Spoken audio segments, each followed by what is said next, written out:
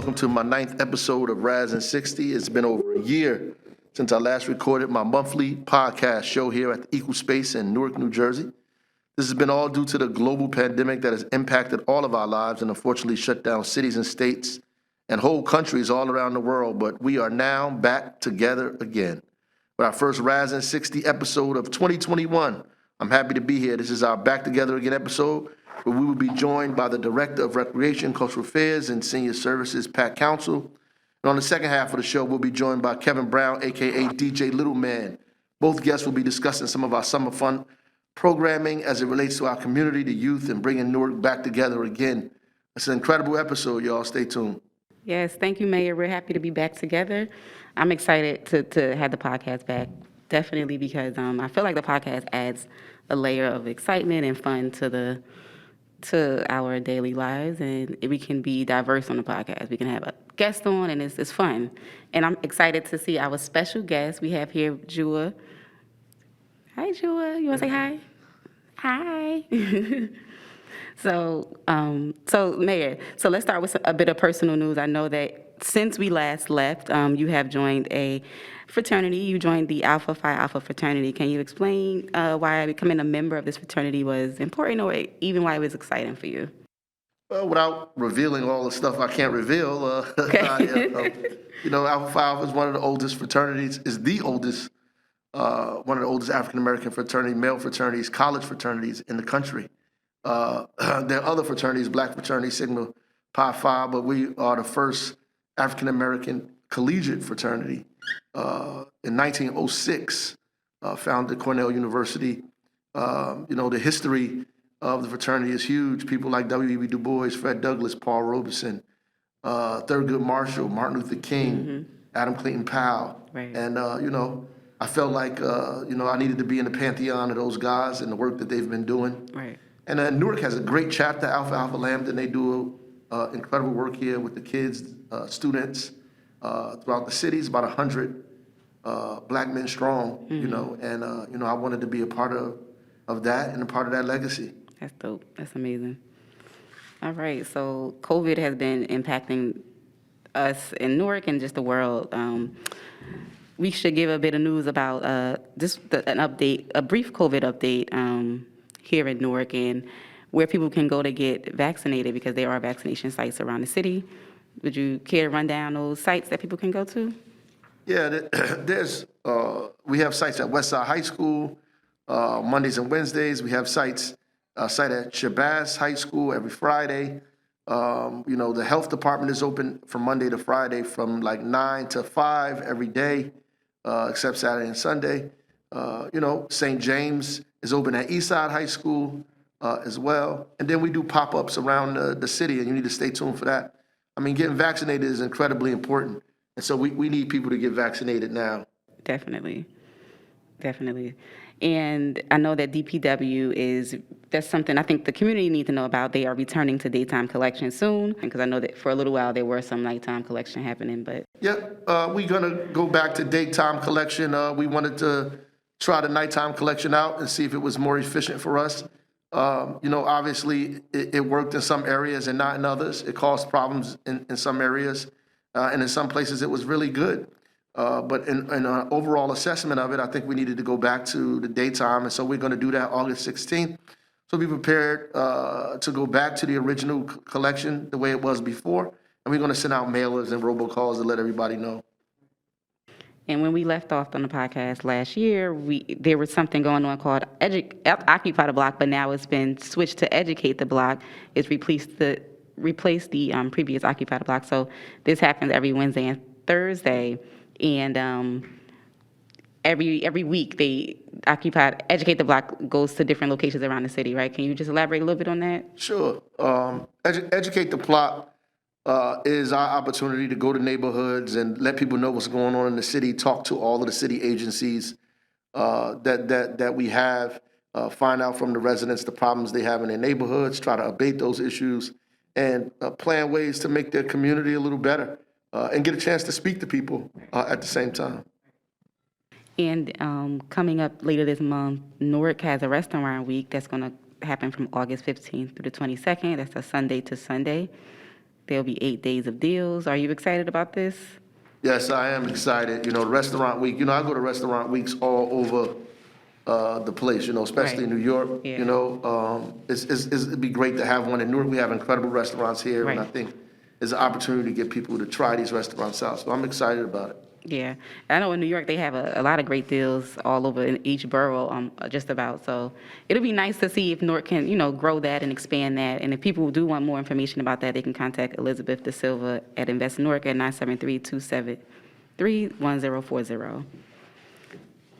Now, when we did leave off on the podcast, we did have a segment called Newark News, where we report on some of the news that's happening throughout the city. And we can briefly talk about that now. We're going to touch on a few things that is happening throughout Newark, but if you do want more in-depth information, you can visit newarknj.gov/news. And Mayor, I want you to elaborate on this. I know on July 15th, you cut the ribbon for the Somerset Brownstones, the $21 million project. Can you just give a little more background on that? Well, that was a project that's been in the making for a long time, a couple of years since I took office. People who live in this neighborhood, live in that community, they know what Douglas Harrison used to be like in the area around there. I think that community is completely transformed now. There's a beautiful green space in the middle. It's all affordable. There's even units available for the formerly homeless residents without addresses. So I think most of it is all filled up. If it's not filled up already, those things go so fast because the need for housing is so great in the city. They go really fast, and people always hit me like, oh, how can I get in it? And that's why you need to pay attention to the development that's going on and then apply for it while it's being developed and not wait until after it's developed, because developers look for people to go into their housing while it's going up because they want people to move in immediately so they can make their money. Right. So that's a good thing to know. Like when you see that development happening, people need to start inquiring right then and there. Yeah. Right. All right. So, and I know rental assistance is a big thing now, and due to COVID, there is more money has been allocated to rental assistance here in Newark, right?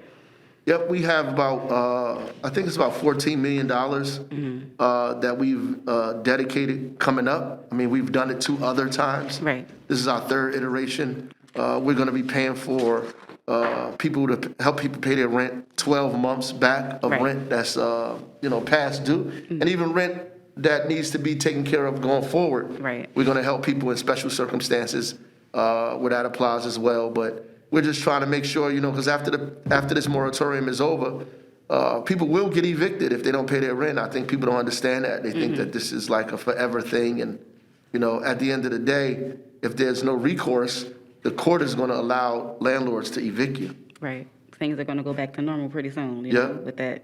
And Section 8 conversion program yesterday, the 3 families officially signed the paperwork for their homes, right? In New York? Yep. Another family went into their home, on Beverly Street, beautiful home that was remodeled, redone.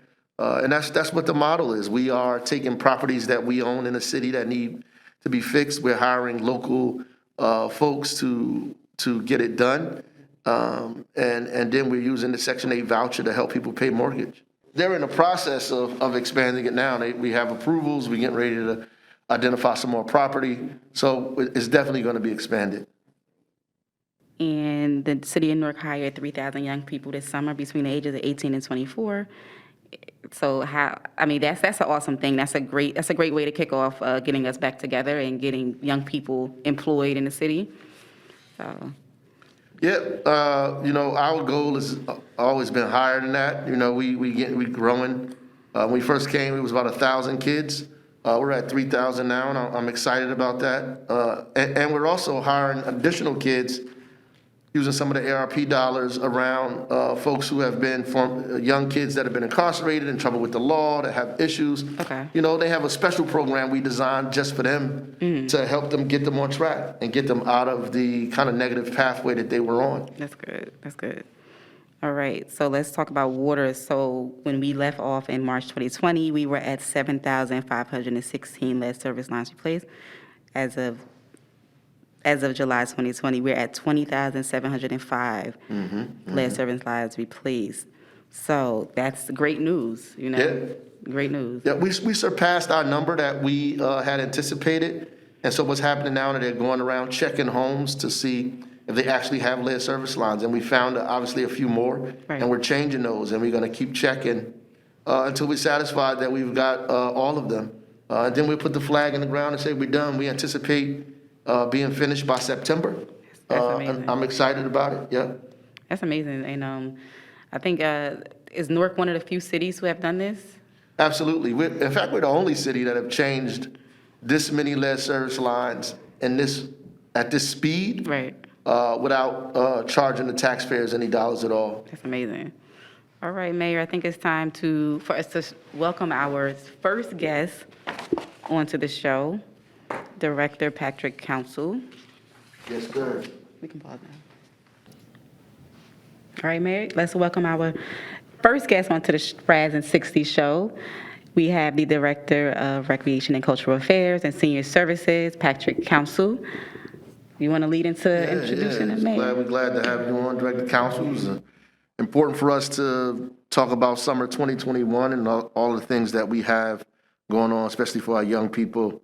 Some of the things that I've done as a kid were involved with summer youth, and whether with pools and camps and Speedy and all of those other things. So particularly since we focus on Back Together, again, we want to talk about how, Director of Recreation, Cultural Affairs, and Senior Services, and how you doing, and all of the programming that you have lined up for us in the city. So we're glad to have you on, man. Tell everyone a little bit about who you are and just a summary of what's going on this summer. Yeah, just quick in, I'm Pat Council, Director of Recreation, Cultural Affairs, Senior Services, ensuring that we provide good, wholesome, holistic recreational programming for youth and young adults throughout the city of Newark. We have a plethora of programs that is geared around not just to Back Together, again, focus, but just around engaging and re-engaging our youth and young adults who have been out for almost 18 months.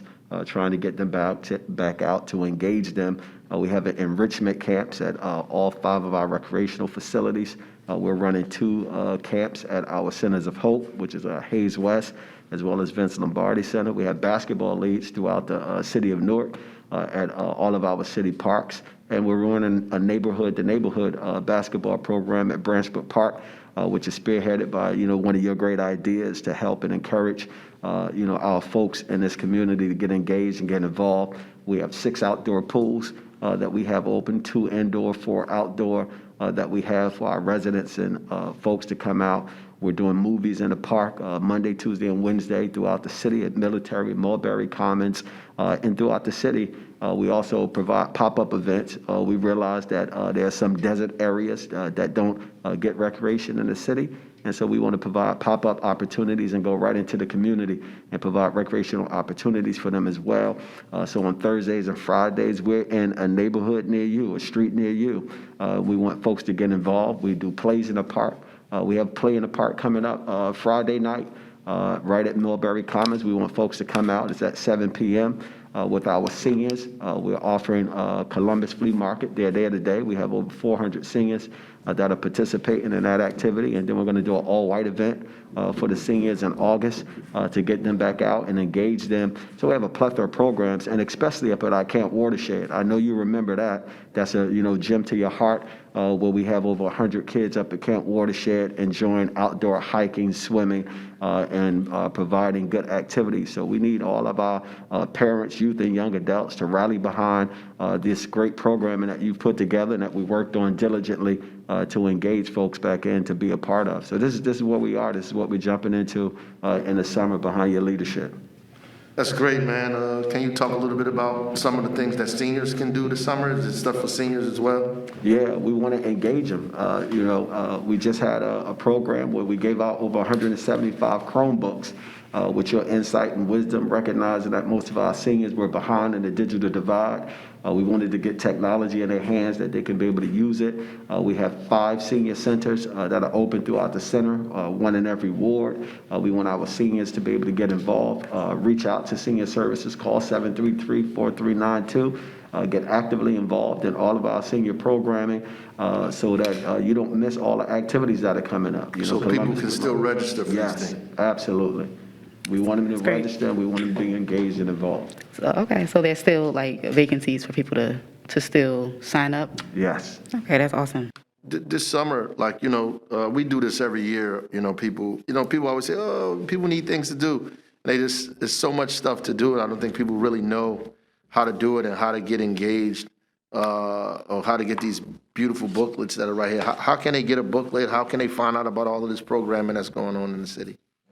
So we have done a good job at marketing and sending information out with the support and help of our communications department. We have sent out a plethora of information, and then also working with all of our local partners, right? So you can go to ShopRite, and as you shop, you can pick up a book at the end of the shopping excursion. You can go to Whole Food, the library, the museum, the YMCA, all of our local stores where we have information in. We do Educate the Blocks. We have information at Educate the Blocks as well. And all of the partner programs that we run through the city, we want to make sure that we have information out there so the residents can be involved. And more importantly, they can go to our website, newark.gov, click right on Department of Recreation, pull up the PDF book, and look at all the programs that we have, not just, flowing through the summer, but all the things we have. We have a great Pop Warner program that's about to start up and kick off in August. We want parents to register their kids for Pop Warner and Cheer. We have 3 boxing facilities in the city of Newark, one at Rotunda, one at Borland, and one at Sharp James Ken Gibson, where we are working to put together boxing programs. We have one coming up August 13th, right at CityPlex, behind some of the endeavors that we're putting apart to do this place-based recreation strategy. So we need the folks to come out and get involved. With the boxing program, is it limited to little boys, little girls? What are the ages? The boxing program is for youth to adults from age 7 and up. We want them to come out, be involved, learn the discipline and art of boxing, and then more importantly, use it as a combative skill to bring out your athletic prowess. We have Olympians that have come through the city. We have great professionals that have come through the city.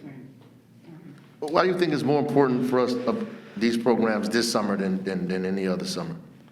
Yeah, one of the great things is to be able to re-engage our entire community, get our youth and young adults back out, seeing and socializing with each other.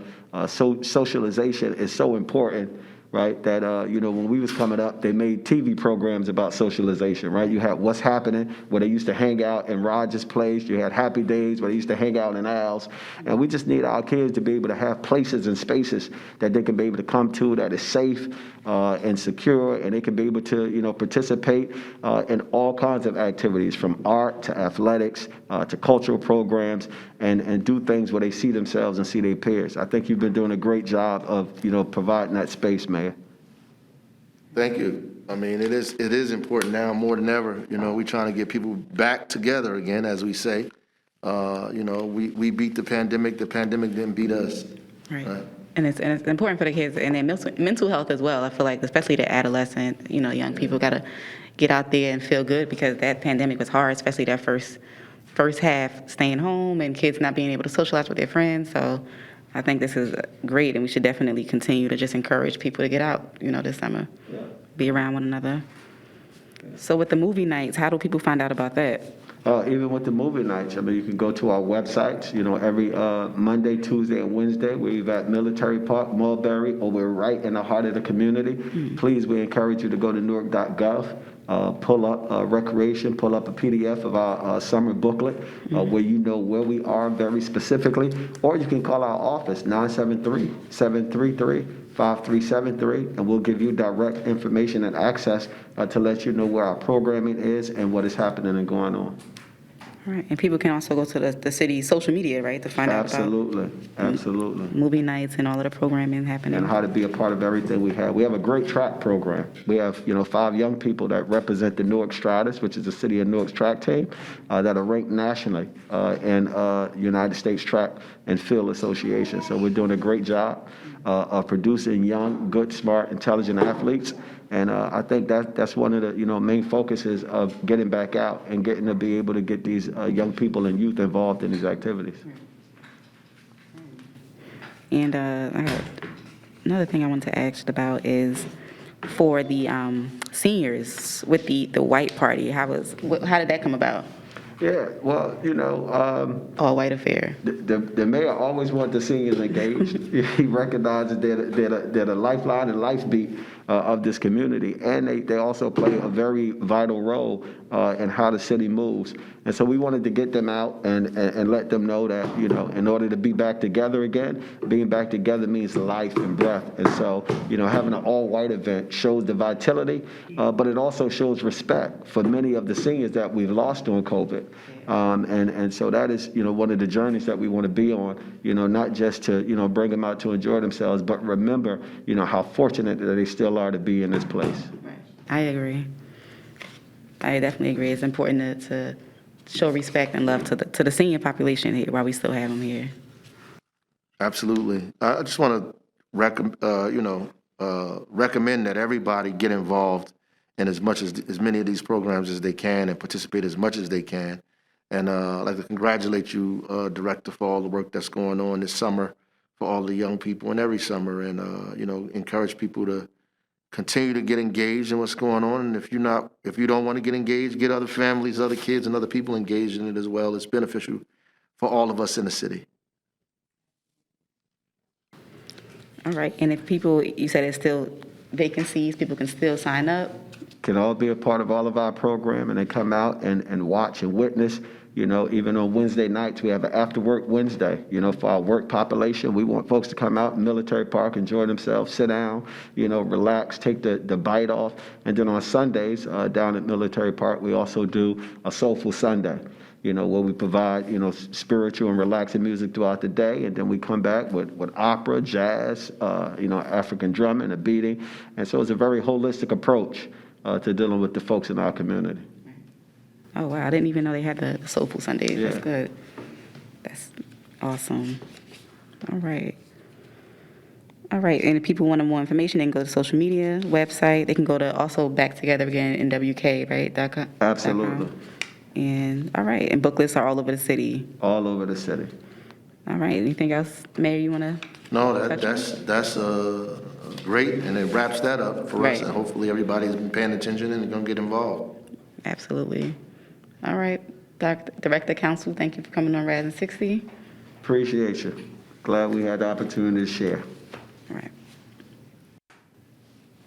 All right, so we got guest number 2 on, Kevin Brown, AKA DJ Lil Man. How are you today? Tired. Tired. Okay, you got to bring your energy up. We ready to talk, Yes, have a good sir. conversation. That's right. Let's go. I'm ready. We good. Hey, man, let's talk about this Occupy the Block Youth Tour and the block parties that's going on all over the city, man. How's it been going? And what made you want to do it? So far, so good. We on day 11. Today is day 11. We're going to be in Bradley Courts. It's been amazing, being out there, engaging the community, letting them know we haven't forgotten about them. The kids is enjoying themselves, got bouncy houses, face paint and stuff. It's been really fun. The last 2 events, we had more adults than kids, but they was hungry. So we fed them, but it's been really good. It's been really fun to even be back outside and just having fun with them and stuff. And then, occupying the block is basically just, getting out inside neighborhoods where they need a little bit of loving on and just getting out there having fun with them, letting them know that, the city is still here and we appreciate them and, we haven't forgotten about them. So engaging them, letting them know what's going on in the city. That's good. Everybody's having a good time, man. How long are you going to be doing this, and where's the next place you're going to be? Today is Bradley Court, which is day 11. Tomorrow I'm at Aspen Garden. We're going to be running all the way till Labor Day weekend, all the way through September. Wow, and what are the hours?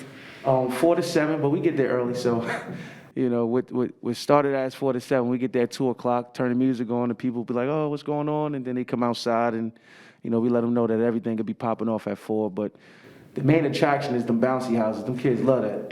I didn't even know how important that was until we started getting. We had to add in another one. So we had one that had almost 100 kids in one. Oh, wow. Tilt and I had to take it out, so we had to add another one to it. Yeah, that's great, man. And where did you get the idea to do this? I think so. Originally, it was you guys were doing Occupy the Block already.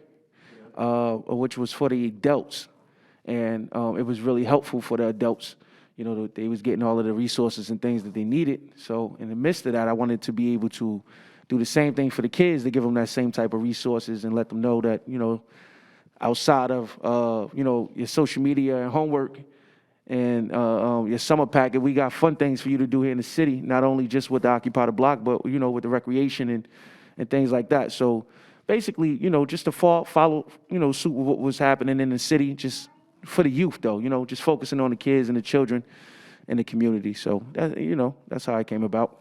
Right. And why did you pick certain neighborhoods? Because I noticed there are, like, you know, You certain know what? places. I mean, to be honest, I wanted to do the whole city. Right. But it's just me.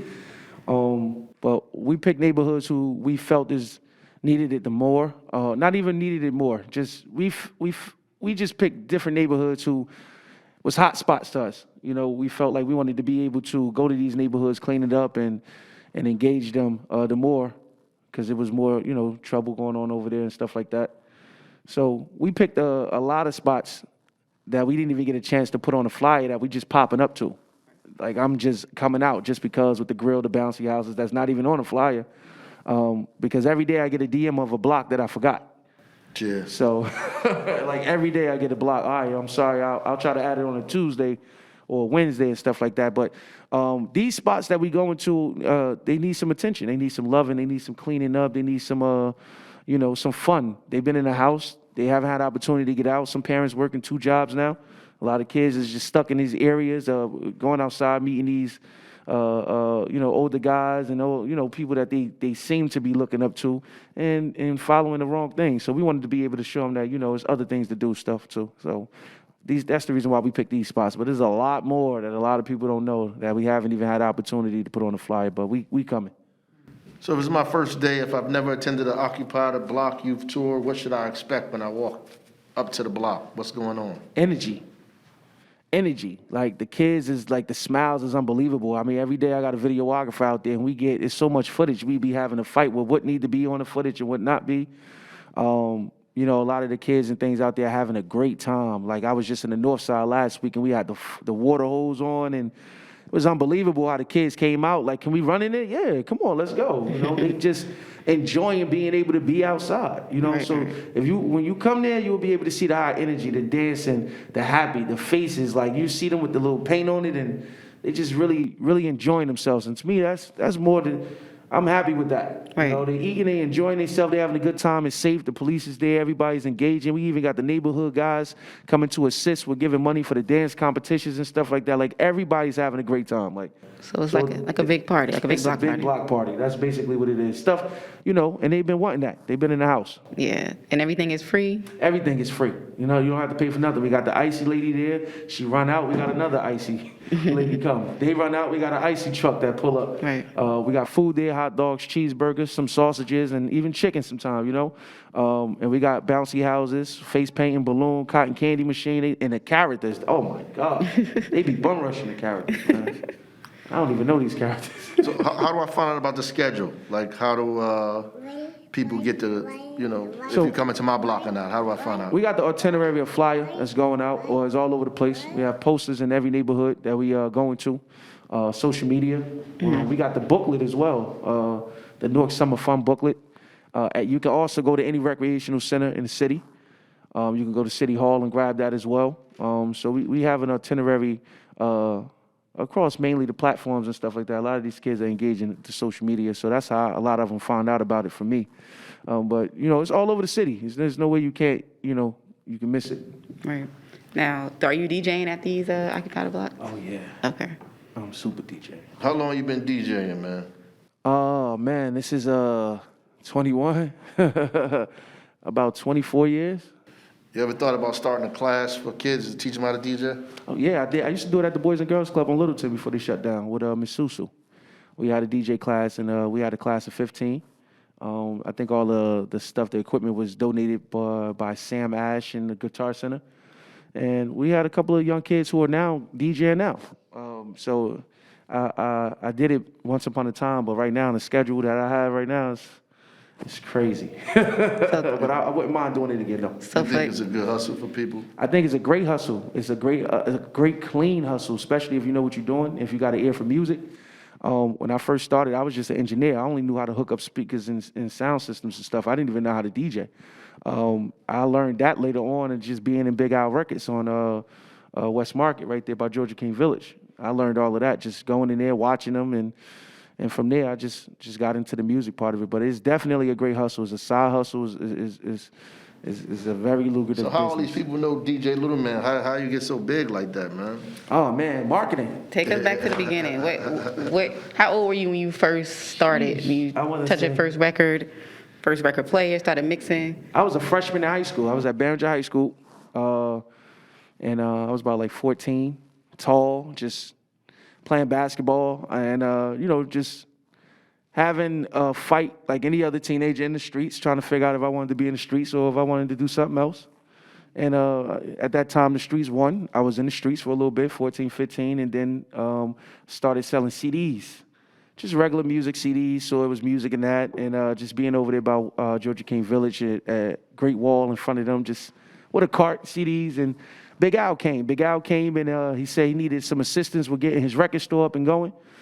And I went in there, and then they named me. I was little bruh, little guy, and then little man came, and it just stayed. And I saw how he was making a lot of money without having to go outside. Like people were coming in signing contracts and just leaving deposits. Like, and I would ask him like, what's going on? He like, they just need me to DJ. I'm like, that's it? You just getting all this money to DJ? He like, yeah, this is just the beginning. When you get there, you get more.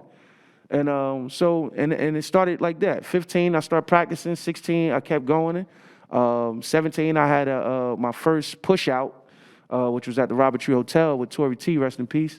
He had Neo came to the Robert Tree Hotel, and it was packed. And I was really scared. And then I got up there, and then the people, they had a great time. And then from there, Branch Brook Skating Rink. I was doing every Friday at Branch Brook Skating Ring, and that's how it really started there. But I mean, yeah, I had to make a choice, and my choice was the music. I didn't want to have to be one of those guys in the street, stuck in the street, so I made a choice with music. And that's where it's been at. I've been doing music ever since, And how has the music changed from when you first started to now? How have you seen the change? It's growing. It's always continuously growing. It went from a 128 BPM to 132 to 148. Now they at like 150. The music's so fast, I can't even keep up with it. But it's growing. It's becoming mainstream. A lot of artists like remixes. A lot of labels will reach out to producers like myself to make remix to a song that wasn't doing really great on a label. And we'll make something called a visual campaign, and we'll create the song into a Jersey Club remix and have dancers dance to it, and they'll use that as a transition into the sales to the regular songs. Because once it's a Jersey Club, everybody want it. But what is the original song? And then they'll go searching for the original song, and that's how they were doing good. And that was before TikTok. So we were getting paid a lot of money to do remixes, and that's why a lot of Jersey Club is remix based. Because the artists, the labels will reach out to the producers in Jersey to make a remix because the artist wasn't doing too good on his own. And we'll just do a visual campaign. That's where the dance videos came. That's why we always had dance videos and stuff like that. But yeah, it started out 2005, 2004 for me. I'm like the second generation of Jersey Club. And then the first generation was DJ Tamil and them. And it's been great for me. I don't have any complaints. So there's always been like this argument of who started the club music, Baltimore or Jersey? It originated in Chicago. It was Chicago Juke, and then from there it went to Baltimore, and then from Baltimore it somehow, with Tamil got permission from the Baltimore OGs over there to bring it over here. Originally it wasn't called Jersey Club; it was called Brick City Club. And I think my John Remy, Frosty, and Jay Hood, and a couple of other youngins kind of transitioned it into Jersey Club because we stopped playing with the claps. We took all the claps out of it, and when we wanted to call it something different, so we all bass line and vocals. And we started to run with the Jersey Club thing like that. So at first it was Brick City Club. There's a lot of CDs and there's a lot of things out there called Brick City Club, which was getting confused because they had House Jersey Club too, Right. which was the Follow Me and all of that stuff like that. You know, is it on my face?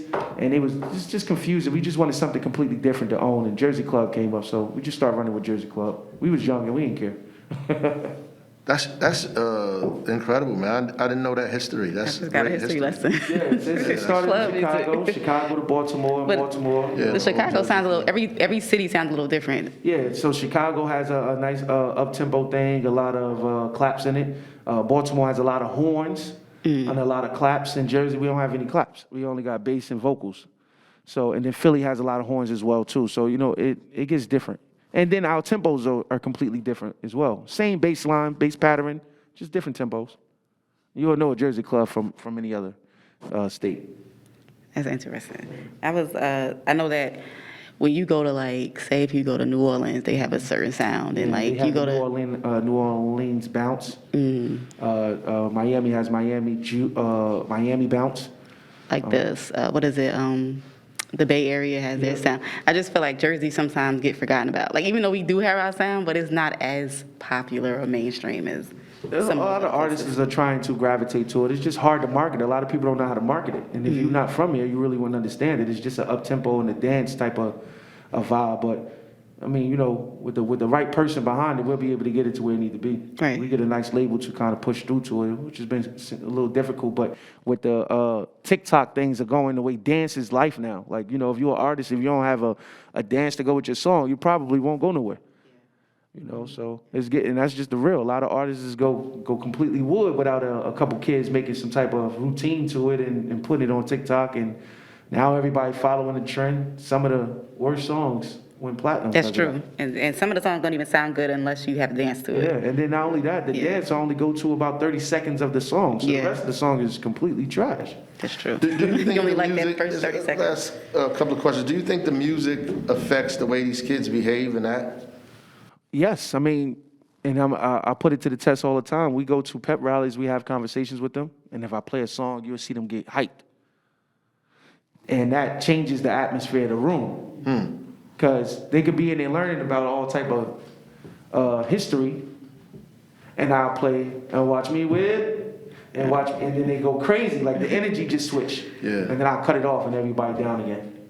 It's more like a Simon Says. So the music definitely changes the way people act in general. Sometimes even as adults when we go to cookouts. Yeah.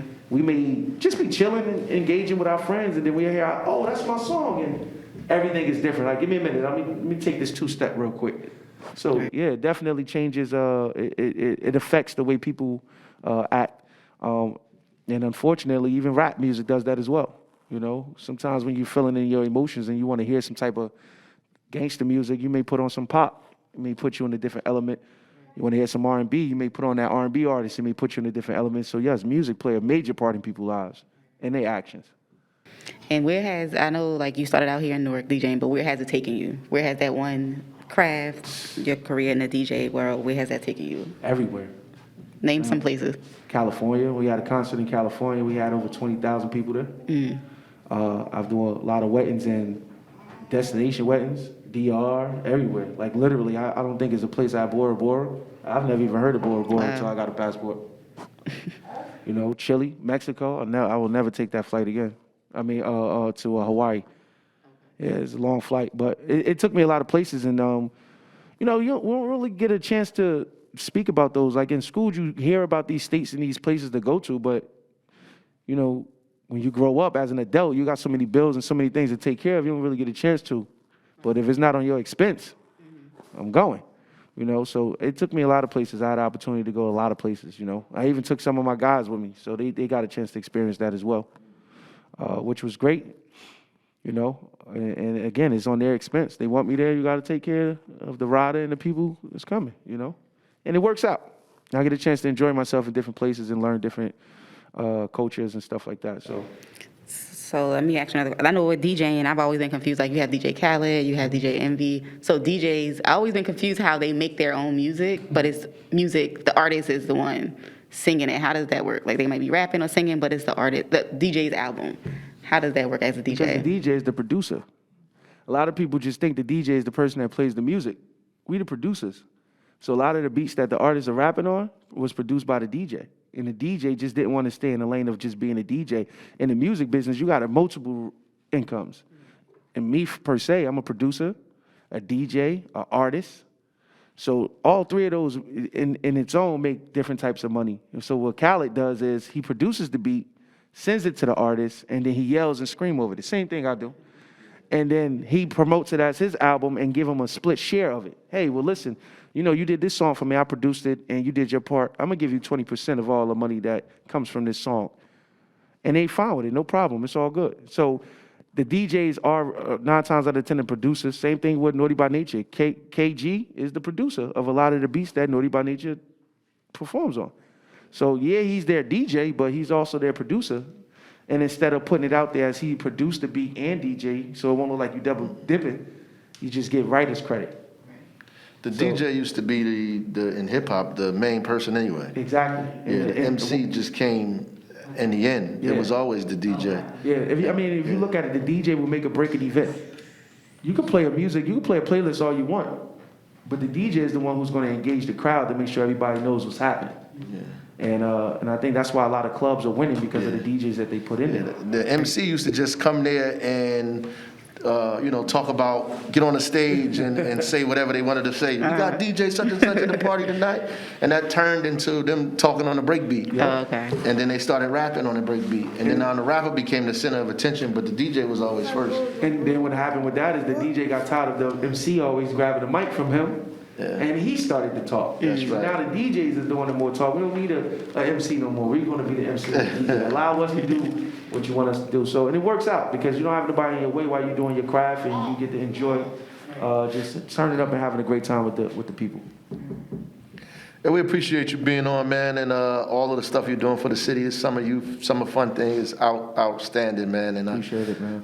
all the videos look good. I got to make my way out there. All the videos look good. The kids are having a great time. And like we said, their parents are having a good time too. So Definitely, that was a really we thank you for doing that for sure. It's an asset to this community, definitely. Hey, it's for the city. I'm from here, so Yeah. whatever we gotta do to put it through, let's get it done. All right. Thank you so much for joining us, DJ Lil Man, on this episode of Ras In 60 and a Back Together Again episode. That's right. We're back together. Finally. Finally. Thank you, brother. We appreciate you, man. All day, Yes, sir. Yes, sir. Just want to thank everybody for listening and watching. If you're on YouTube, you can find out more information on your summer fun programming by visiting BackTogetherAgainNewark.com. That's BackTogetherAgainNWK.com, or by following the City of Newark social media accounts. You can find the city's Facebook page at facebook.com/City of Newark, or follow us on Twitter at City of Newark NJ, or you can follow our Instagram account, City of Newark NJ. Also, follow me on Twitter at Raz J. Baraka, or Instagram at Raz J. Baraka, or you can also follow us on Facebook at facebook.com/Raz J. Baraka. Tune into the next episode of Raz In 60, premiering Tuesday, September the 7th, 2021. And remember to use hashtag RazIn60 if you'd like to ask me a question or make a comment about what you've heard on the show, or post your question on social media using the hashtag RazIn60. Feel free to share this episode link with your family and friends. Tell them to listen to us and listen to Raz In 60. Children learn more from what you are than what you teach. That's W.E.B. Du Bois. And normally we close out with theme music.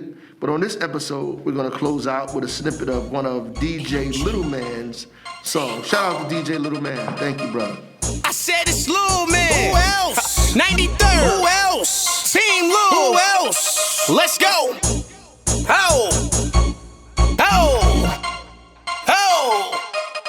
Bonnie Clyde, open wide. Let's go. Let a girl loose, let her do it for the Santana, rock. rock, slide, twist. 1, 2, 3, go left, back, right, back, Let a girl loose, let a girl down, for the back, go. Watch out for the big girls. Now bang, bang, bang, rotate for me, hands up like y'all. Left, back, right, back, up, back, down, back, get sexy. Oh, get sexy. Rotate, get sexy. Show just get sexy. Ladies, one drop to this. One drop, ladies, wait, one drop, oh, one drop, ladies, one drop to this, go left, right, left, right, rotate, rotate, let's get no